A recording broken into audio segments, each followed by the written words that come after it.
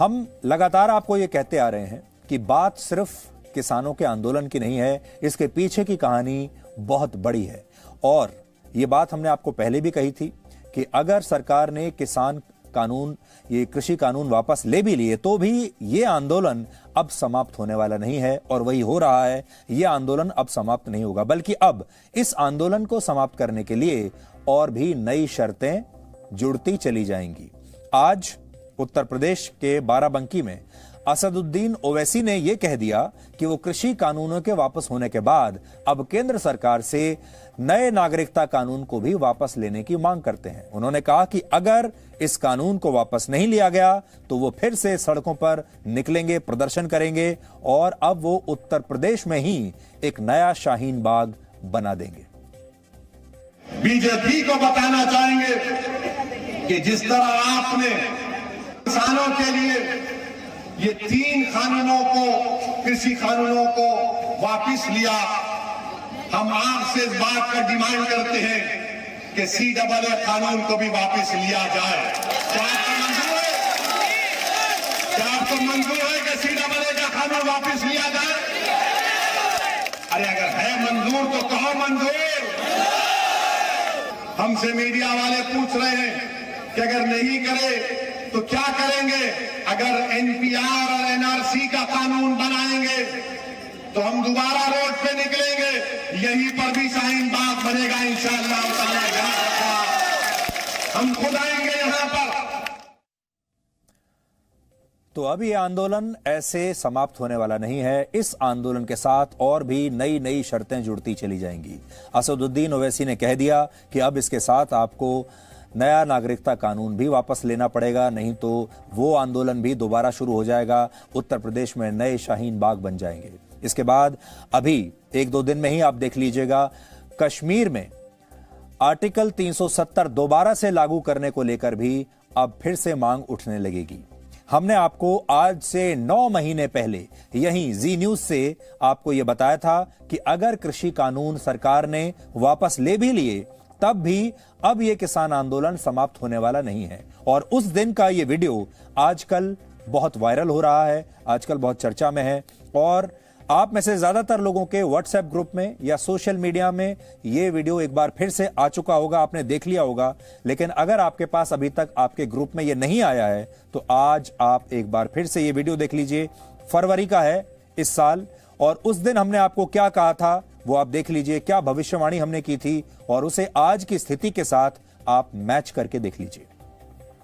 आज हम आपको एक बहुत बड़ा और महत्वपूर्ण दस्तावेज दिखा रहे हैं जिसमें आपको यह पता चलता है कि भारत के खिलाफ कितने बड़े स्तर पर एक अंतर्राष्ट्रीय साजिश हो रही है, और उसमें बहुत बड़ी बड़ी PR एजेंसियां लगी हुई हैं, बहुत बड़े बड़े NGOs लगे हैं, और बहुत बड़ी बड़ी शक्तियां इसके पीछे काम कर रही हैं। अगर इस नए दस्तावेज की बड़ी बात पर गौर करें तो वो ये है कि विदेशी ताकतों को ये नहीं पता कि अगर भारत सरकार ने कृषि कानूनों को वापस ले लिया तो फिर उसके बाद क्या करना है। तो इस स्थिति को आज आपको नए नजरिए से समझना होगा। और आज मैं आपको जो बता रहा हूं वो ये कि अगर आज भारत सरकार ये कह भी दे कि वो कृषि कानूनों को वापस लेने के लिए तैयार है, तब भी अब ये आंदोलन और ये अंतर्राष्ट्रीय साजिश रुकने वाली नहीं है, क्योंकि ये कृषि कानूनों को लेकर है ही नहीं।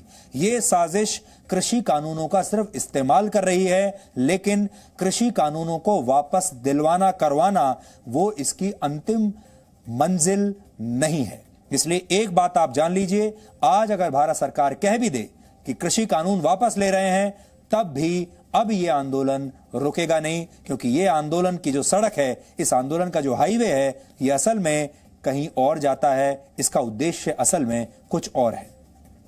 क्या है, अब मैं आपको पढ़कर बताता हूं। सोचिए, अगर सरकार किसानों के दबाव में आकर कृषि कानूनों को वापस लेने की घोषणा कर दे तो फिर क्या होगा। कल्पना कीजिए, तब शायद आंदोलन कर रहे किसान असमंजस में पड़ जाएंगे कि सरकार इतनी आसानी से मान कैसे गई, और शायद वो ये कहेंगे कि ऐसे कैसे समाप्त हो सकता है ये आंदोलन।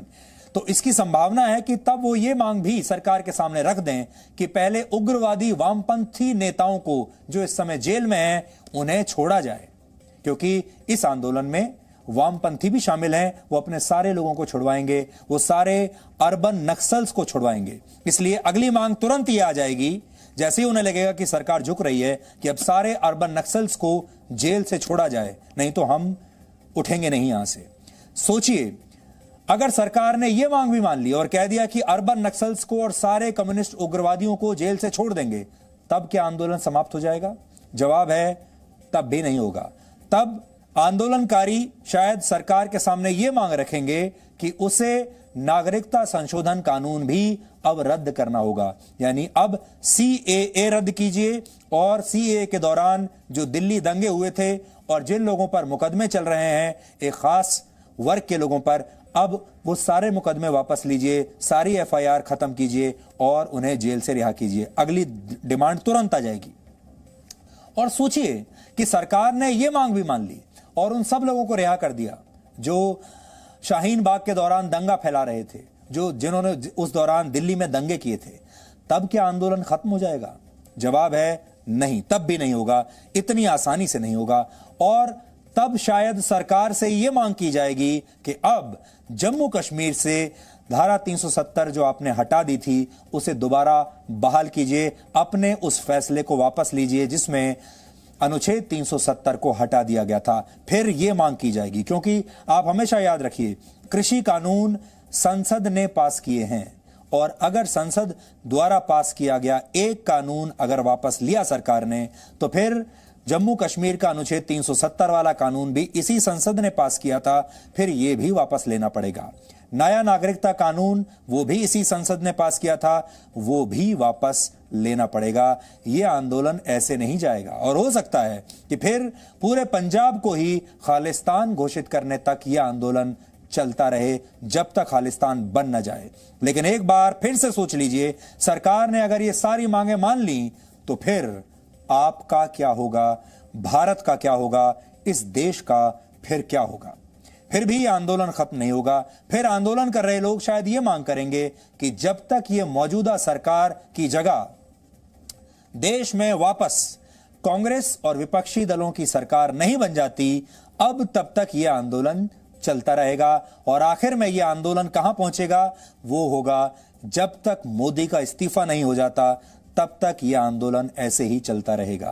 तो जो फाइनल डेस्टिनेशन है इस आंदोलन की, वो है मोदी का सत्ता से हटना, मोदी का सत्ता से जाना, और इनके मनपसंद लोगों का सत्ता में वापस आना, ताकि जैसा ये चाहते हैं वैसा हो सके।